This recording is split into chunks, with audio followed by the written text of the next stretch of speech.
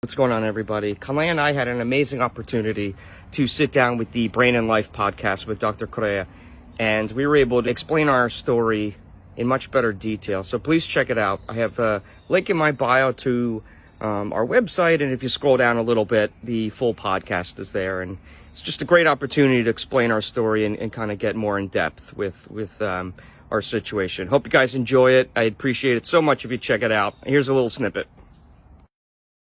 A friend of mine sent me a video through TikTok about Matt and Kanlaya's story.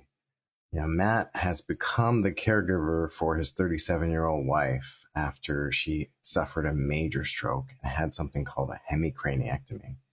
He's been there, the two of them loving and smiling together, but at the same time putting on a brave face and keeping everyone happy and healthy and moving forward in his family, while at the same time inside having to deal with all the changes that have occurred. Now, this story is both heartwarming and challenging, and I think it's an important one for all of us to hear.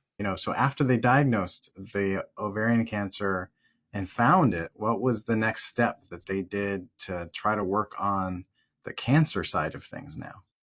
Right. So there were a week or two where they couldn't test it or see what this mass was. So it was always, it might be cancer, it might be just a fatty tumor or something that we don't have to worry about. But we needed to wait for the craniotomy surgery to heal a little more before she got sent down to get the full hysterectomy and find out what this mass in her abdomen was. Mm.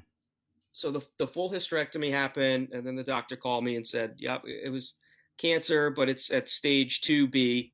Obviously, she knew it was cancer, but then later on they staged it at 2B, which is weird to say, but kind of a win, right? I mean, this whole experience has been so weird in the sense that these strokes that happened almost saved her life in a way.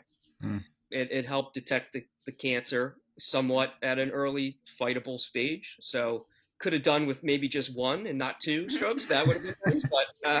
But long story short is she's still here. She came home, and then she was at a good point where she could go in, and she started chemo a couple of months after being discharged from the hospital. So she was doing chemo and rehab at the same time, which is like pretty amazing. To see her go through all of that.